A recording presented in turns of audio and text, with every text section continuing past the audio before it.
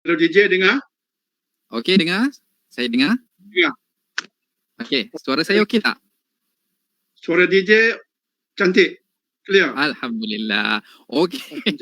Alhamdulillah. Ini ada gangguan sikit ni lah dia, doktor kan. Kadang-kadang bila kita buat kekangan ni lah, antara kekangan yang perlu kita hadapi bila jarak jauh ataupun menggunakan maya ni, doktor. Betul. Okey, baik doktor. Hari ni kita nak dengar daripada doktor sendiri COVID-19 daripada Al-Quran dan juga sains. Kita nak dengar dalam masa 60 minit ni benar-benar menarik daripada doktor sendiri yang satu Malaysia kenal dah doktor ni sebenarnya, ataupun di Nusantara ataupun di Asia memang terkenal dah dengan nama Ustaz Datuk Dr. Daniel Zainal Abidin. Ni memang orang kenal dah dengan kepakaran Datuk. Jadi kita nak dengar daripada doktor untuk tempoh 60 minit ini berkenaan dengan Al-Quran dan sains bagi COVID-19. Dipersilakan. Terima kasih DJ As. Assalamualaikum warahmatullahi wabarakatuh. Waalaikumsalam. Alhamdulillah wassalatu wassalamu ala Rasulillah wa ala alihi wa sahbihi wa man tabi'ahu wa wala. DJ As dan yang saya muliakan Encik Zamri, Nanti Pertua Persatuan, dan tuan-tuan dan puan-puan yang bersama-sama dengan Dr. Daniel dengan kami pada pagi ini. Seperti DJ sebutkan tadi, kita berbicara tentang Al-Quran dan sains yang ada perkaitannya dengan COVID-19. Dunia diserang dengan dahsyatnya dengan wabak COVID-19 ataupun COVID-19. Di dunia sekarang, kes yang sudah dijangkiti melebihi 103 juta kes. Dengan kematian melebihi 2.2 juta kes kematian. Dan Malaysia juga seperti yang DJ sebutkan tadi, juga diserang dengan hebatnya. Pada tanggal 24 November 2020, kes keseluruhan di Malaysia mengatasi Singapura. Kemudian pada tanggal 16 Disember 2020, kes keseluruhan di Malaysia mengatasi negara China. Kemudian pada tanggal 24 Disember tahun lepas, buat pertama kalinya, kes kumulatif di Malaysia mengatasi 100,000 kes. Dan bila kita sampai ke penghujung 2020, pada hari terakhir 2020, pada tanggal 31 Disember 2020, kes hari itu satu rekod. 2525 kes. Dalam bahasa mudah, kita masuki tahun baharu 2020 dengan 2525 kes yang merupakan satu rekod. Dan kita merasakan selepas itu, insya-Allah, kes akan semakin reda. Tiba-tiba pada tarikh PM mengisytiharkan darurat pada tanggal 12 Januari 2021, kesnya merupakan rekod 3,309 kes. Kemudian kita rasakan dia akan reda. Tapi tidak. 4 hari selepas itu, pada tanggal 16 Januari 2021, pertama kalinya kes melepasi 4,000 kes. Dengan jumlah 4,029 kes. Kemudian pada penghujung Januari, pada tanggal 29 Januari, 30 Januari dan 31 Januari, kes-kes setiap hari itu melebihi 5,000 kes setiap hari. Itu senario di Malaysia. Jadi, bagaimana kita melihat isu ini, wabak ini? Disuluh oleh Al-Quran dan juga As-Sunnah. Pertamanya, kita disuruh mengkaji, mengenali apa punca segala ini. Di sudut kajian duniawi pastinya, disuluh oleh sains, kita tahu COVID-19 berpunca dari virus. Virus yang dikenali sebagai SARS-CoV-2. Bila dikatakan dia SARS-CoV-2, dia nombor 2. Yang nombor 1 mesti ada. Yang nombor satu itu, walaupun tak disebut nombor satu, ialah SARS-CoV yang telah menghasilkan wabak SARS, SARS, Severe Acute Respiratory Syndrome, SARS, yang merupakan wabak pada tahun 2003. Virus yang sama menghasilkan COVID-19. Cuma telah berlaku mutasi, perubahan spesifik yang menjadikan SARS-CoV-2003 menjadi lebih agresif, lebih membunuh. Maka ia bukan sesuatu yang tidak pernah dikenali. Dikenali sebab sudah datang pada tahun 2003. Tapi sekarang ia datang dalam bentuk peningkatan yang lebih dahsyat. Maka ia dipanggil virus SARS-CoV-2.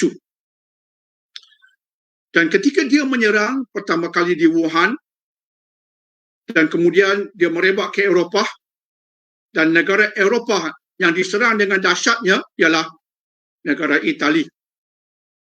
Terutamanya di kawasan Lombardi, di Provinsi Milan, diserang dengan dahsyatnya, sehingga masyarakat terkejut, terutama di Itali.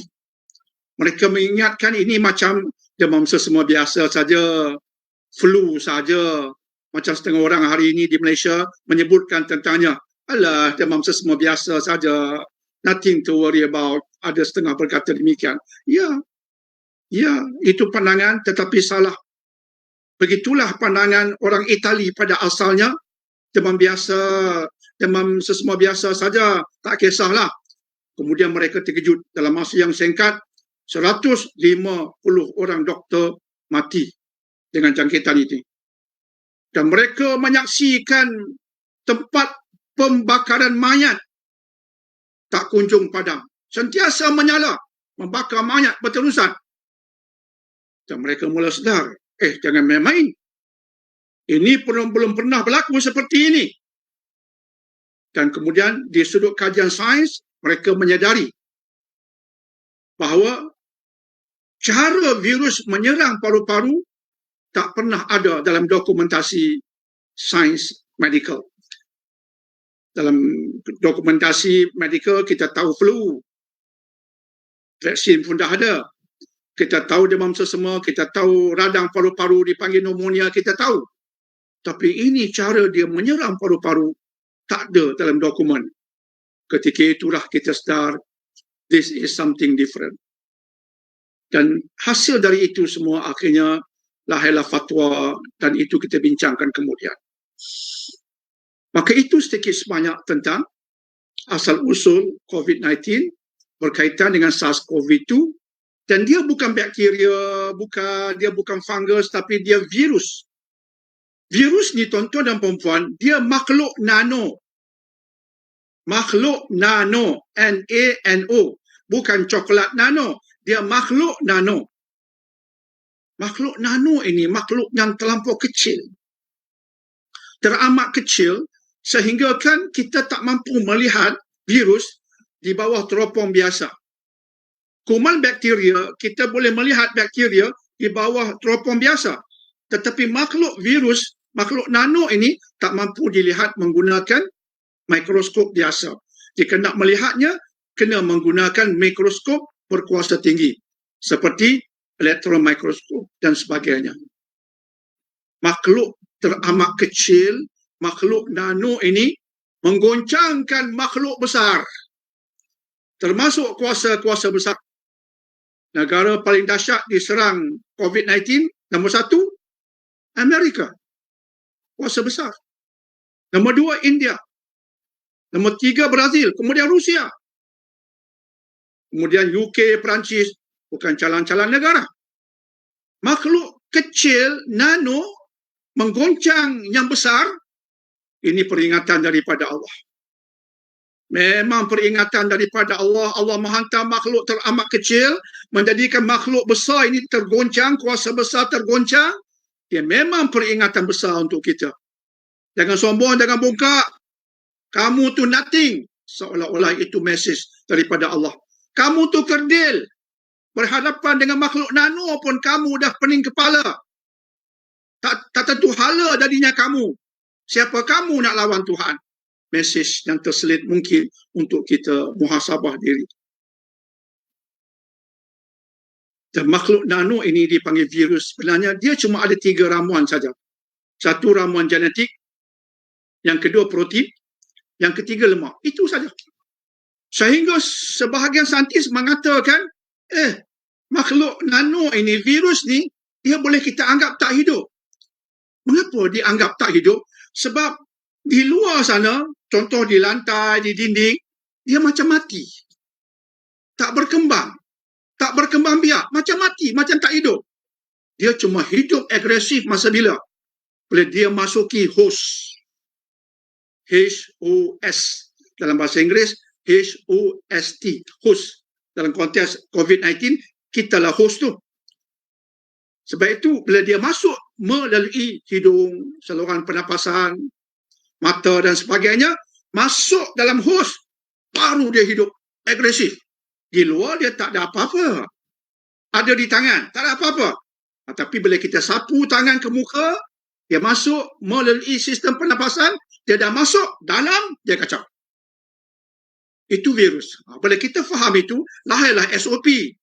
Sabun tangan banyak-banyak, jangan bersalaman, takut nanti bila kita bersalaman, ada virus di tangan itu, kita sapu tangan ke muka kita, dari muka ada lubang-lubang yang dia masuki, itu menyebabkan ada SOP selepas kita kenal apa itu virus. Bakteria kita boleh bagi ubat antibiotik. Kalau tuan-tuan dan perempuan jumpa doktor dengan demam, batuk sebagainya, doktor andaikan ini bakteria, dia bagi antibiotik. Tetapi virus ni dia pelik. Dia tak mati dengan apa-apa antibiotik. Tak usahlah makan antibiotik, habis duit saja. Dia tak mati dengan apa-apa antibiotik. Sebab itu benar juga kenyataan yang mengatakan tak ada ubat yang kita kenali yang boleh membunuh virus ini. Sebab itu dia hasilkan vaksin. Sebab itulah caranya untuk kita melawan dia dengan menggunakan sistem badan, sistem imun badan untuk menghasilkan antibodies untuk menyerang kuman itu. InsyaAllah. Maka DJ itu bahagian pertama pengisian saya. Boleh faham kan DJ? Boleh follow kan DJ? DJ As boleh ikut, boleh faham kan? Setakat ni okey, memang jelas. Memang jelas kan? Daripada doktor sendiri. Alhamdulillah. Itu round pertama DJ. Round pertama. Okay. Ni nak masuk round kedua. Okey kan? Okey, baik teruskan. Boleh. Round kedua ya. Okey. Dalam dunia Islam, wabak bukan baru. Malah dalam sebuah hadis riwayat Imam Bukhari, Nabi SAW pernah menceritakan tentang tanda-tanda kiamat, tanda-tanda kecil. Hadis Bukhari. Antara yang baginda sebutkan ialah pertama, tanda kecil itu ialah kewafatanku SAW. Artinya bila baginda wafat, kita dah dekat dengan kiamat. Yang keduanya ialah penaklukan ke atas Baitul Maqdis. Di era Nabi SAW bersabda tentang itu, masa itu Baitul Maqdis di bawah kekuasaan Rom. Dan baginda SAW mengatakan Rom akhirnya tidak lagi menguasai Baitul Maqdis, umat Islam akan menguasai Baitul Maqdis, dan itu tanda kita semakin hampir dengan kiamat. Dan dia berlaku bila? Dia berlaku di era Umar Al-Khattab, iaitu pada tahun 16 Hijrah. Kemudian baginda SAW bersabda, tanda kiamat berikutnya ialah berlaku wabak yang menyebabkan banyak kematian seperti wabak yang menimpa ke atas kambing-kambing. Wabak kambing banyak yang mati, maka dikiaskan wabak kambing dengan kematian yang akan menimpa manusia kesan dari satu wabak yang khusus. Dan betul itu berlaku, dia berlaku selepas penguasaan ke atas Baitul Maqdis.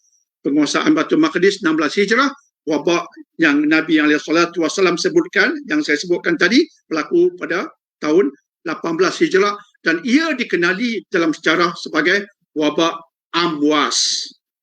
Amwas satu kawasan yang ada berkaitan dengan Palestin sekarang.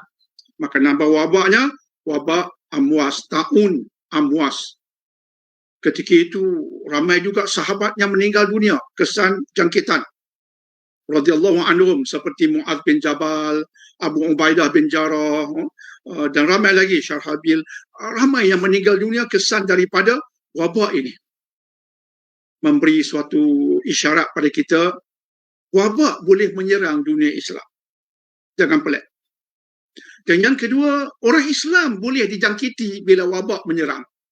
Jangan siapalah memberi ceramah mengatakan, tuan-tuan jangan bimbang, COVID-19 tak boleh menyerang orang Islam. Aura iman kita luar biasa. Tidak mampu diserang oleh COVID-19, oleh SARS-CoV-2.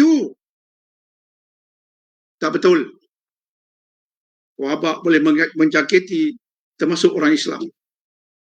Dan sebab musabab daripada itu, orang Islam boleh meninggal sebab musabab jangkitan wabak. Sebagaimana ada sahabat-sahabat radhiyallahu anhum yang meninggal berlaku wabak Amwas. Tidak pelik. Dan walaupun berlaku kematian di kalangan orang yang baik seperti para sahabat, tapi ia tidak pernah merugikan. Ia rahmah. Ia rahmah. Jadi hari ini ya ada ramai orang Islam yang meninggal dunia kesan COVID-19. Jangan terkejut. Janganlah kata jangan memang boleh berlaku. Dan dalam dunia Islam berlaku wabak-wabak yang lain pada tahun 448 Hijrah mengikut Imam Az-Zahabi dalam kitab Syiar A'lamin Nubala disebutkan pada tahun 448 Hijrah berlaku wabak dan kelaparan di bumi Mesir dan Andalus. Sehingga Imam Az-Zahabi berkata ketika itu masjid jadi kosong. SOP ketika itu. Jadi hari ini kita terpaksa mengosongkan masjid, apatah lagi pada pada PKP yang awal 2020. Janganlah terkejut. Allah, apa ni? Jangan terkejut, jangan doa apa ni. Pernah berlaku pun dahulu. 448 Hijrah. Pernah berlaku. Dan Imam Ibn Hajar Asqalani, kematian 3 anak perempuan kesan wabak tahun. 3 anak perempuan kesayangan Imam Ibn Hajar Asqalani rahimahullah ta'ala, ulama besar, pengarang kitab Syarah Bukhari yang bernama Fathul Bari. Inilah ulamanya. Anak perempuan beliau meninggal dunia kesan wabak. Kesedihan menghasilkan sesuatunya luar biasa. Ada orang dia sedih, dia sungguh tidur, tak boleh buat apa. Tapi Imam Ibn Hajar begitu bersedih hati, kehilangan 3 orang anak perempuan. Ya Allah, sedihnya beliau. Tapi kesedihan diterjemahkan dalam bentuk yang dinamis. Dia menghasilkan sebuah buku yang terkenal tentang wabak. Nama kitab itu Bathlul Ma'un fi Fadlit Ta'un. Kesedihan diledakkan dalam bentuk hasilan. Itu pengajaran. Jadi, itu yang berlaku. Sebelum ini, maka jangan terkejut jika wabak terus menyerang. Apatah lagi daripada isyarat, daripada Sahih Muslim, Nabi SAW bersabda, Badiru bil a'mali salihah, fasatakunu fitanun kaqita'il laili muslim, sampai ke ujung hadis. Bersegeralah kamu beramal soleh, sebab akan datang menimpa kamu ujian-ujian, musibah-musibah, berbagai malapetaka seperti kepingan-kepingan di waktu malam. Ulama tafsir hadis mentafsirkan hadis ini dengan maksud kita di akhir zaman akan diserang pelbagai musibah. COVID-19, mungkin ada lagi musibah-musibah yang lain. Sebab Nabi berkata alaihi salatu wasalam, seperti kepingan-kepingan di waktu malam. Ulama berkata maksudnya bertubi-tubi, non-stop. Jadi bukan sekadar COVID-19 lah yang akan menyerang kita. Kena bersiap sedia, terutama di sudut persediaan dalaman. Itu kita akan bincang sekejap nanti insya-Allah. Jadi itu round kedua DJ, iaitu wabak di dunia Islam bukan suatu yang pelik, pernah berlaku, dan insya-Allah memberi satu gambaran bahawa ya bukan luar biasa untuk umat Islam menghadapi wabak dan seumpamanya. Dan sekarang pada round yang ketiga, lepas round ni mungkin DJ, bolehlah kita lihat soalan-soalan untuk kita jawab dan kita fokuskan, insyaAllah. Ini saya masuki dengan izin DJ, round ketiga, the third round, insyaAllah. Apa yang perlu kita buat disuluh oleh Al-Quran dan juga As-Sunnah? Itu nampaknya praktikal, lebih praktikal, insyaAllah, untuk amalan kita bersama, insyaAllah. Pertamanya, mindset. All starts from up here. Semua bermula di atas sini. Cara kita melihat, cara kita berfikir, cara kita menilai, it starts from here. Kelebihan Bani Adam di sini, akal. Maka mindset, cara akal melihat, cara akal menilai, cukup penting. Oh, tak betul lah ialah kalimat. Oh, COVID tidak boleh menyerang orang Islam. Salah. Tiba-tiba ada orang Islam mati. Apa ni? Terkejut pula. Sebab mindset salah. Mindset salah. Allah, mengapa ya Allah buat orang Islam macam ini sehingga akhirnya masjid yang kita guna untuk sembah dia pun kosong? Mengapa Allah buat kat kita macam ni? Mindset tak betul. Padahal zaman Nabi dan sahabat telah berlaku wabak, telah saya sebutkan tadi. Sahabat-sahabat pun meninggal. Sebab tu saya cerita ini supaya mindset kita betul. Di sini betul. Cara kita bersikap dengan Allah. Cara kita melihat isu, betul di sini. Sehingga ada orang bertanya Dr. Daniel, Dr. Daniel, mengapa orang Islam kena uji? Ya? Ini persoalan timbul sebab tak tahan dah dengan keadaan ini. Ada yang kena buang kerja, ada yang ditamatkan pekerjaan, ada yang nak makan susah, ada yang kenyang, ada yang susah nak makan.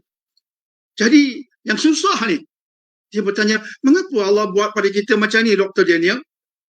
Ini bab mindset. Saya pun yang kerdil mengkaji Quran. Sebab Quran dipenuhi formula, landasan, cara fikir.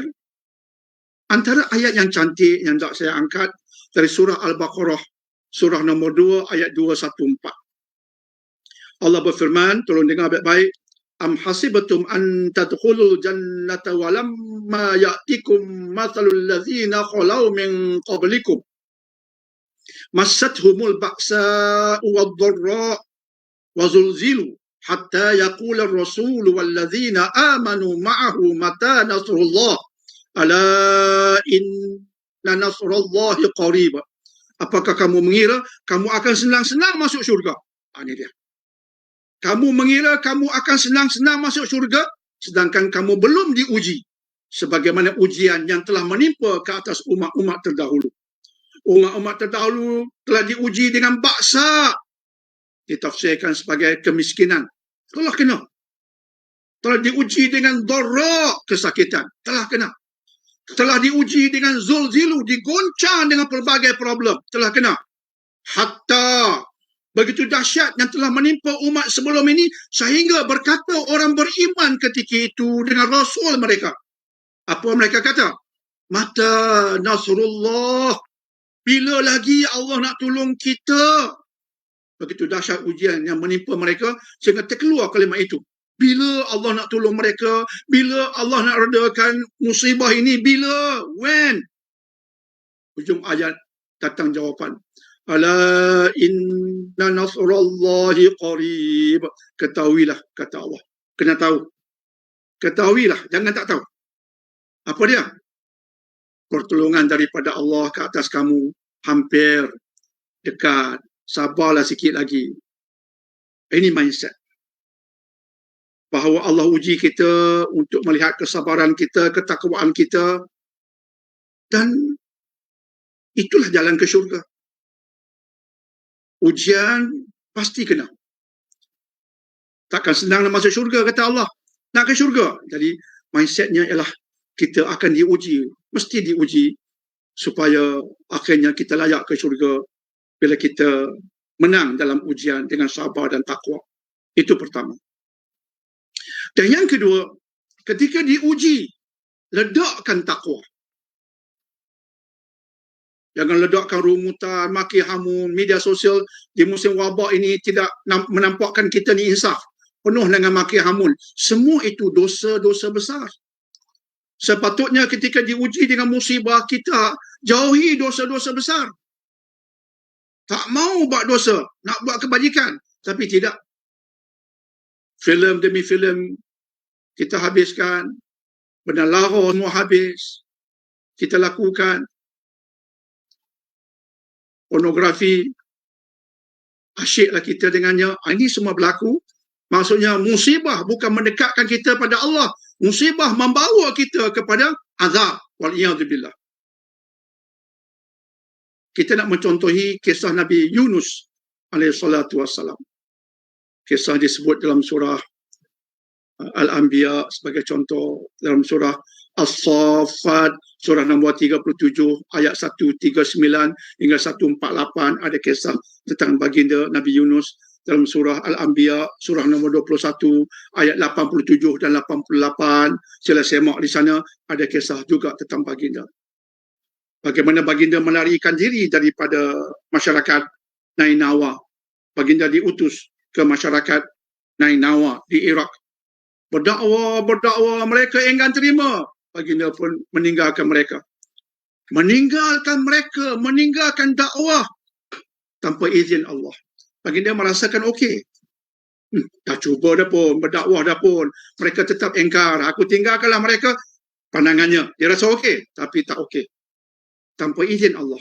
Maka dia meninggalkannya, akhirnya dia pun sampai di tepi laut, ada sebuah kapal, dia menaiki kapal nak tenggelam. Itu cerita dalam surah nombor 37 As-Saffat. Kapal nak tenggelam, dibuat undian, juga diceritakan oleh Al-Quran. Dan akhirnya dia kena terjun. Ketika Nabi Yunus terjun dalam laut, ikan besar sedang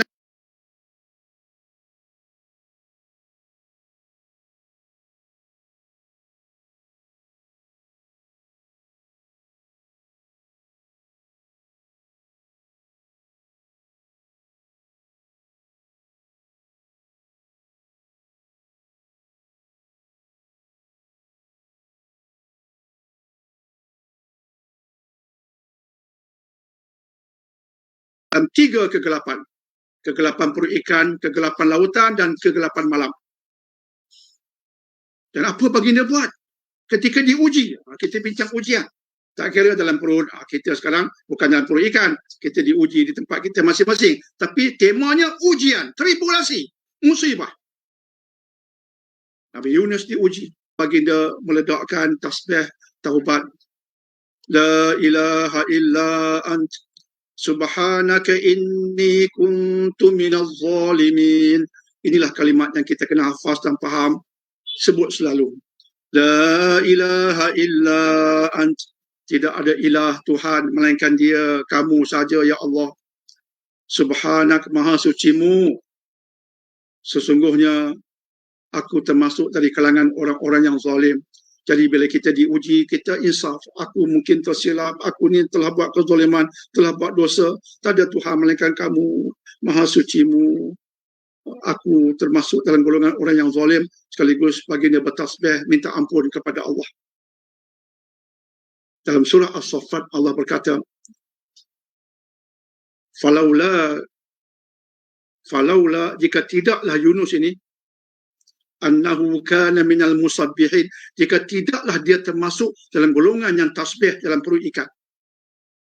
Maksudnya dia bertobat, dia bertasbih. Kalau itulah baginda tak buat, lalabitha fi batnihi ila yaumi yub'atsun, dia akan Allah biar dalam perut ikan paus sampai hari kebangkitan. Jika dia diuji, dia lupa Allah, tak ingat Allah, dia akan terus berada dalam perut ikan paus sampai hari kebangkitan. Duduklah di situ.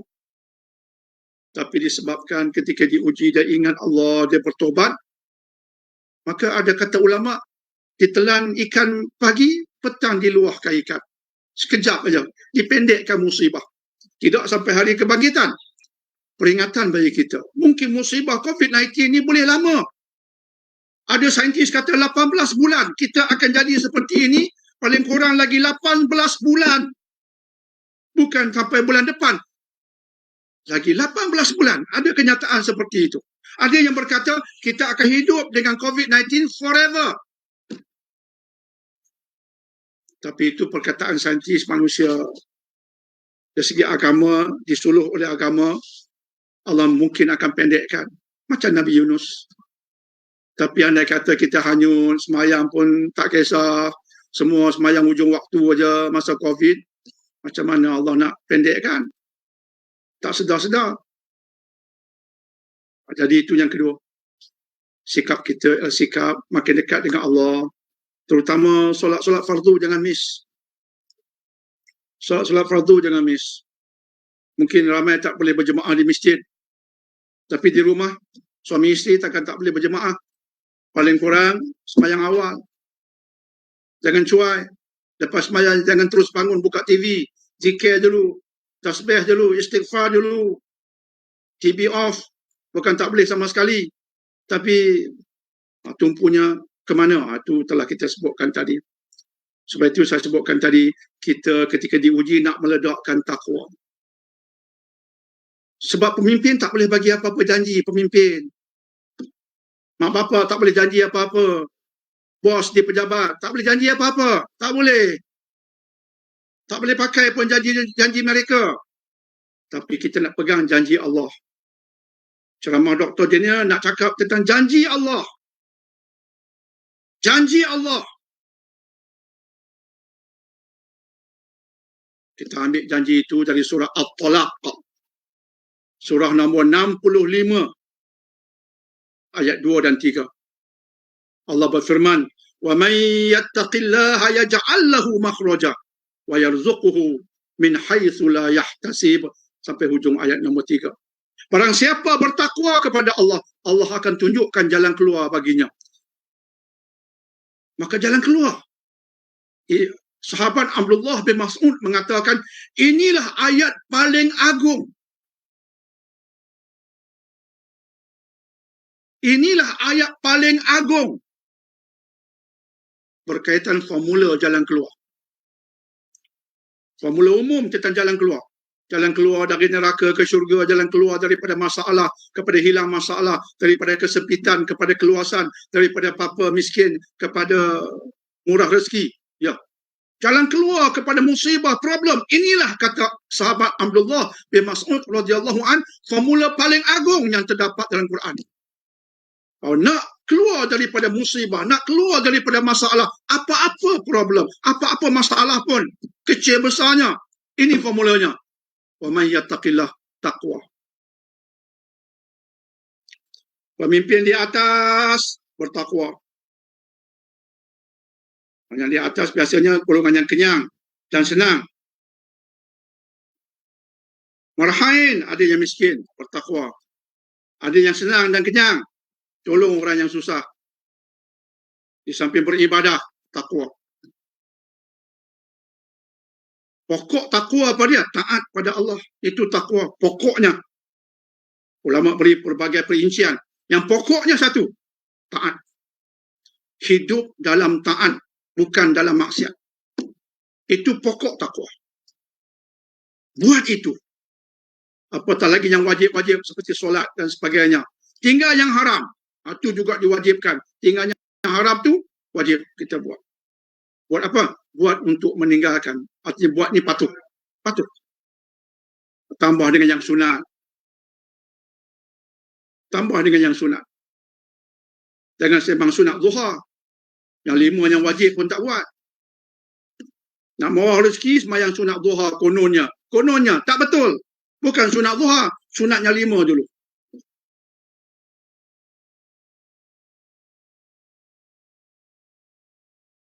Maka itu yang ketiga, meledakkan takwa. Dan yang keempat, jangan lupa istighfar. Saya rasa Malaysia sedang ditegur oleh Allah. Wahai para pemimpin, wahai masyarakat, saya rasa Malaysia sedang ditegur oleh Allah. There is something wrong with all of us. Ada benda tak kena dengan semua kita, atas dan bawah, bawah dan atas.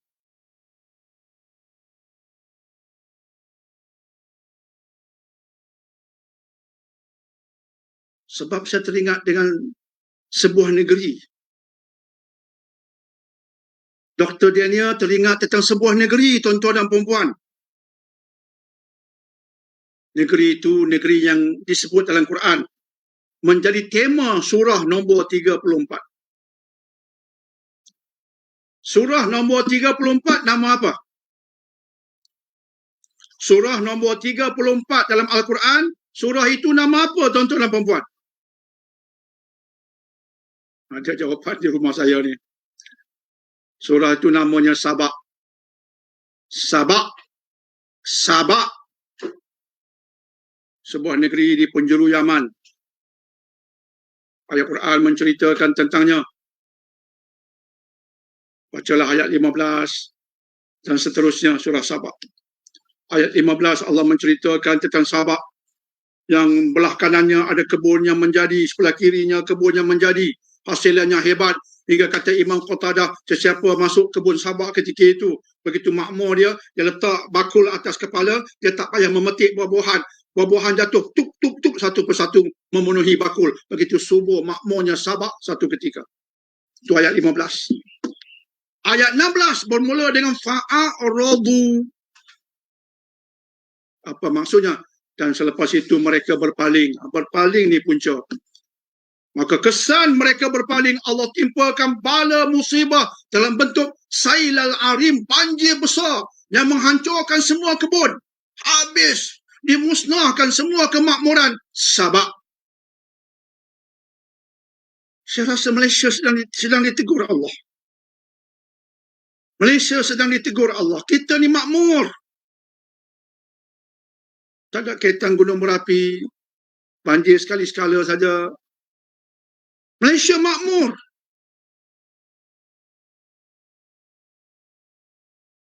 Macam-macam ada.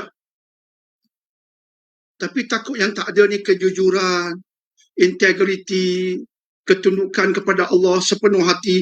Takut itu yang korang. Astagfirullah. Saya rasa Allah sedang menegur Malaysia. Atas ke bawah.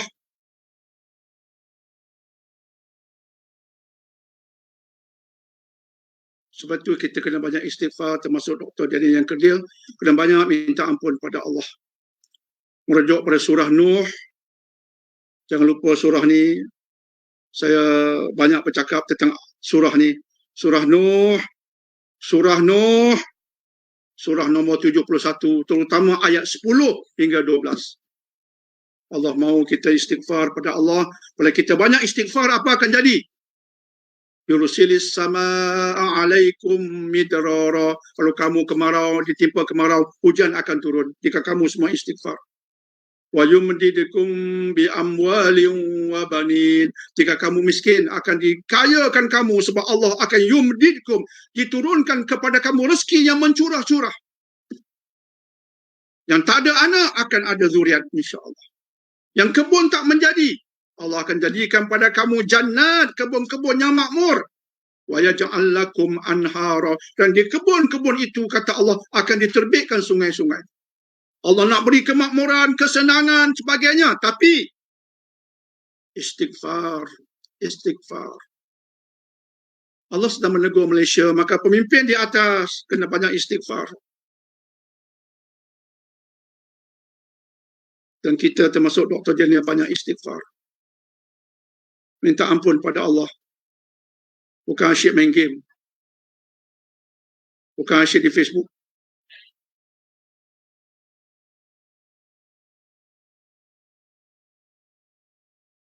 Dan akhir sekali barulah kita cakap tentang SOP duniawi yang KKM, Tan Sri DG selalu sebut. Sabunkan tangan dengan kerap. Ataupun pilihan kedua, sanitizer, hand sanitizer. Ya, kita patuh. Penjarakan fizikal 1 meter, kita patuh. Hatta ketika bersolat pun, penjarakan fizikal kita jaga, kita patuh. Pelitup muka, kita patuh. Pakai pelitup muka yang ada 3 lapis. Kalau boleh jangan pakai yang jenis kain fabrik, tak begitu berkesan. Cari yang disebut sebagai medical. Face mask yang medical. Itu lebih teruji.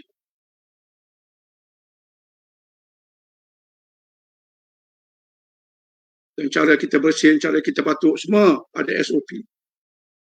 Ya, kita patuh. SOP duniawi juga penting.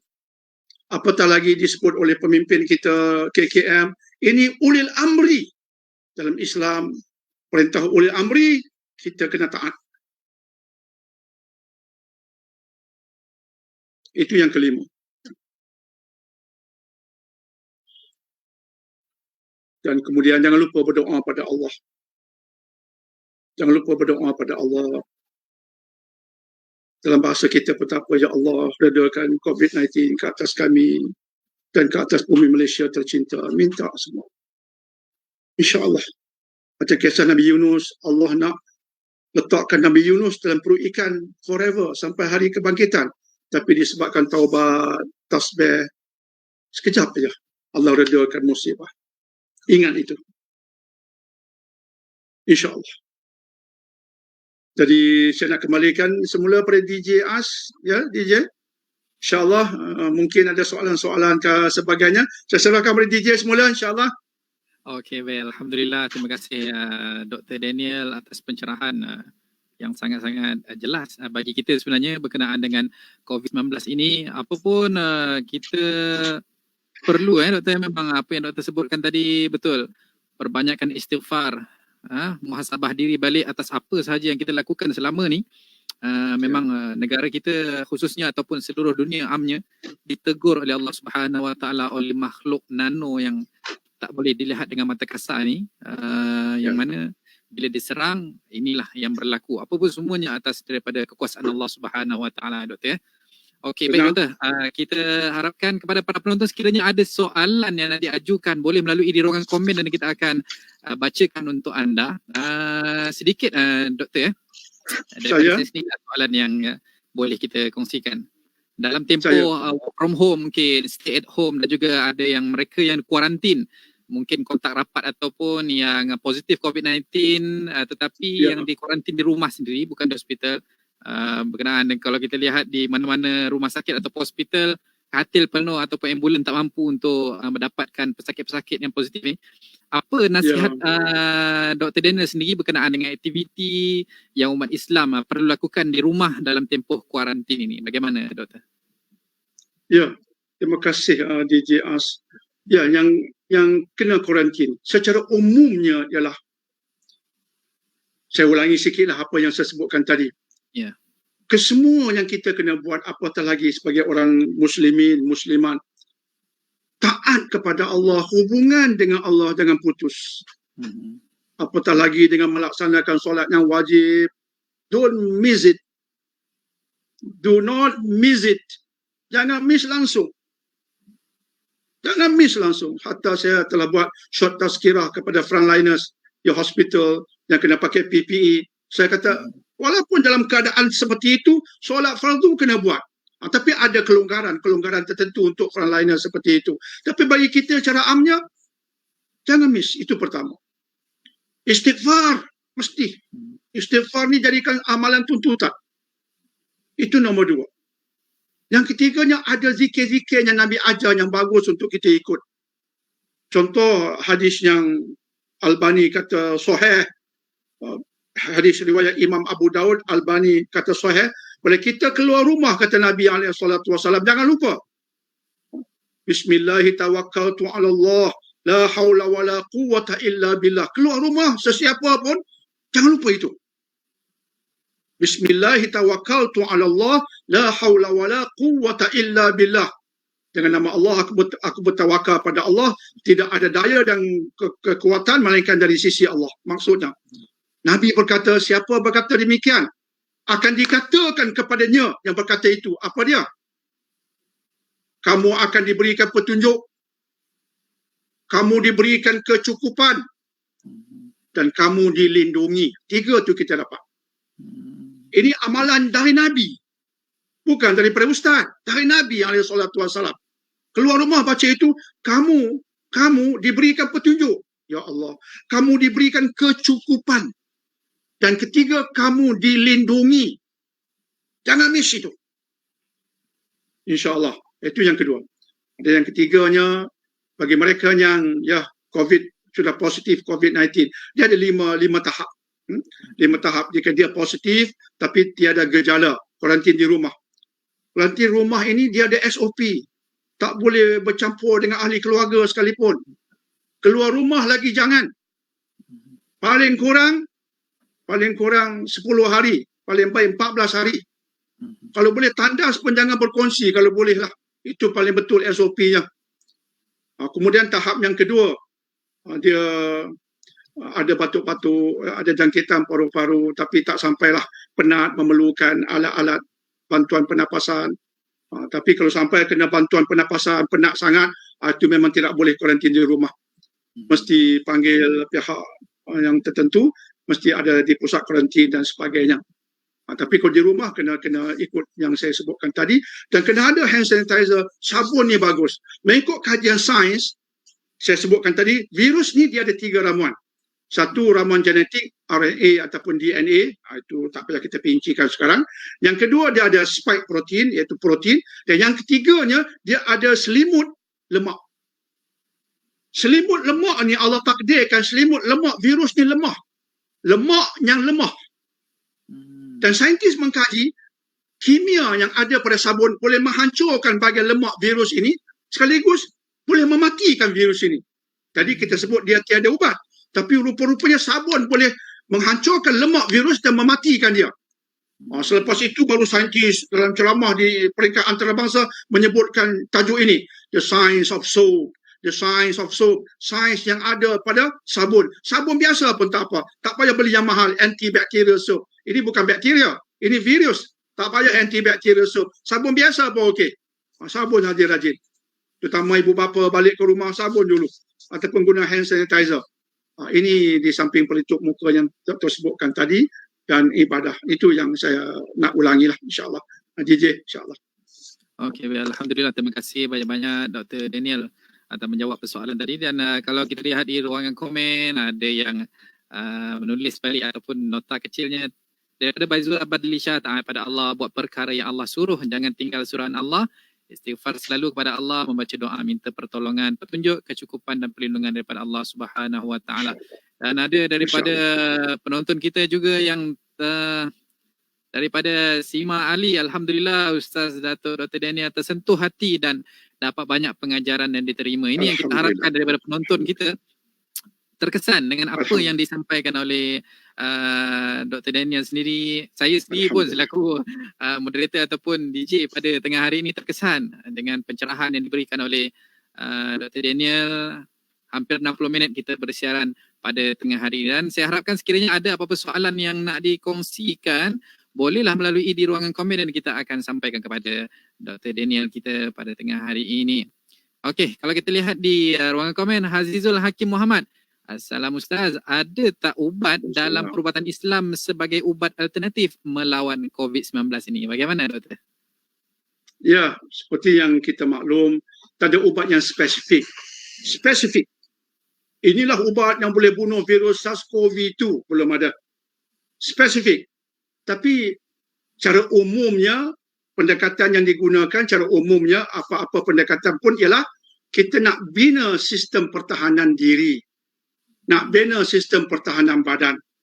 Tadi kita sebut tentang takwa solat, itu sistem pertahanan dalaman. Sistem pertahanan fizikal juga perlukan ramuan. Itu cara umum. Habbatul sauda. Saya sebut pada frontliner, saya suka dua.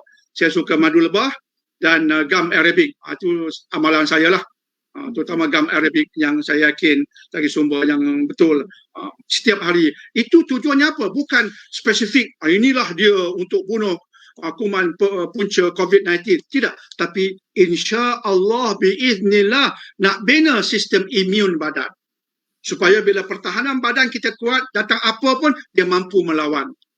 Insya-Allah. Jadi cara Islam ni bila kata perubatan Islam, dia jangan disempitkan tuan-tuan dan puan-puan.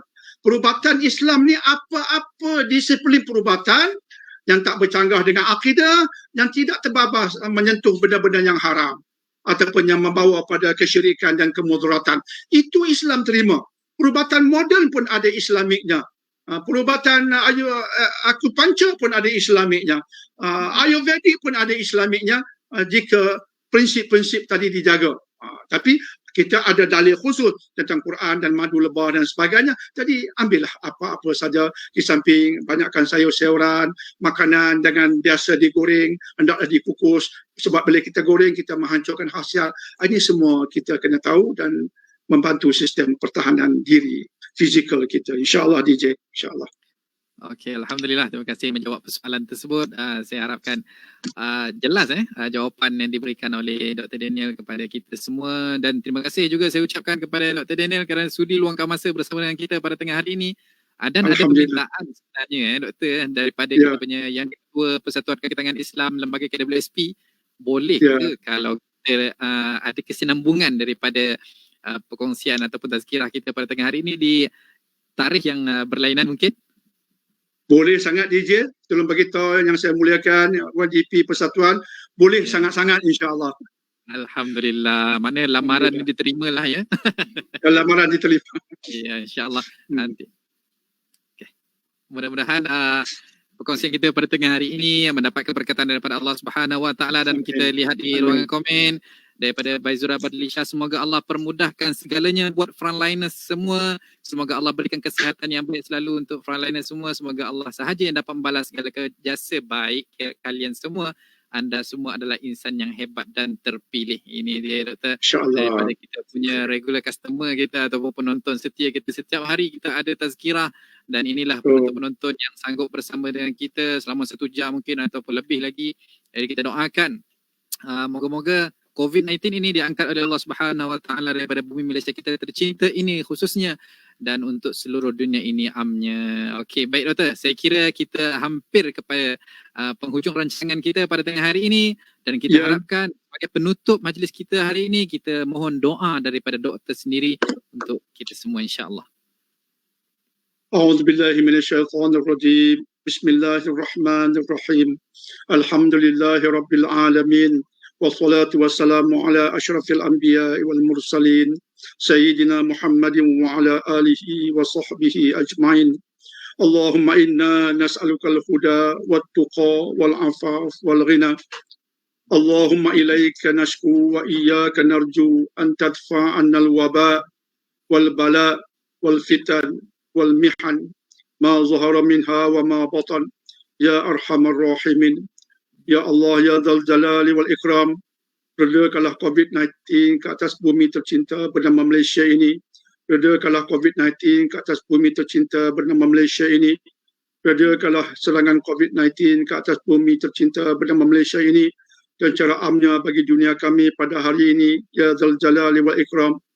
Ya Allah, dengan apa yang menimpa kami, jadikanlah diri kami semakin mendekatkan diri kepadamu, beristighfar kepadamu, bertakwa demimu, dan tunduk sujud kepadamu, ya Dzal Jalali wal Ikram. Rabbana la tuzigh qulubana ba'da idh hadaitana wa hab lana min ladunka rahmah innaka antal wahhab. Rabbana atina fid dunya hasanah wa fil akhirati hasanah wa qina adzaban nar. Wa sallallahu ala sayyidina Muhammad wa ala alihi wa sahbihi wa sallam. Walhamdulillahi rabbil alamin. Amin, amin. Ya Allah, terima kasih banyak-banyak kepada Ustaz Datuk Dr. Daniel Zainal Abidin sudi bersama dengan kita pada tengah hari ini selama 60 minit. Mudah-mudahan perkongsian daripada awal sehingga akhir ini membuahkan saham yang tidak terhingga untuk Dr. Daniel sehingga ke hari akhirat nanti. InsyaAllah kita doakan supaya Dr. Daniel dikurniakan kesihatan tubuh badan, dipanjangkan usia untuk terus menyampaikan dakwah ke seluruh dunia ini insya-Allah. Dan saya berpuas dapat bersama dengan Datuk Dr. Daniel Zainal Abidin pada tengah hari ini. InsyaAllah ada rezeki kita akan jumpa di lain episod nanti. Terima kasih Dr. InsyaAllah. Sama-sama insya-Allah. Ya, insya-Allah. Okey, itu dia. Para penonton semua, terima kasih banyak-banyak saya ucapkan mewakili daripada Persatuan Kakitangan Islam Lembaga KWSP pada tengah hari ini bersama-sama daripada awal sehingga akhir rancangan. Moga-moga perkongsian yang sangat-sangat menarik sebentar sahaja tadi boleh memberikan manfaat dan pengajaran buat kita semua. Dan terima kasih juga kepada yang komen daripada awal sehingga akhir. Ada yang macam-macam.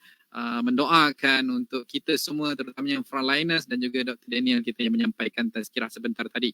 Dan saya teringat kalaulah frontliner kita yang menjaga di sempadan pun tak berjaya nak mengekang pergerakan-pergerakan rakyat Malaysia ni, jadi ada cadangan daripada netizen ni untuk meletakkan pesakit-pesakit COVID-19 yang menjaga sepadan-sepadan ni. Biar dia memang tak berani langsung nak dekat kan. Pasal kalau dekat memang akan dapat jangkitan. Wallahu ta'ala. Terima kasih saya ucapkan kepada semua. InsyaAllah panjang umur dan murah rezeki diizinkan Allah. Kita jumpa lagi. Salah silap harap dimaafi. Moga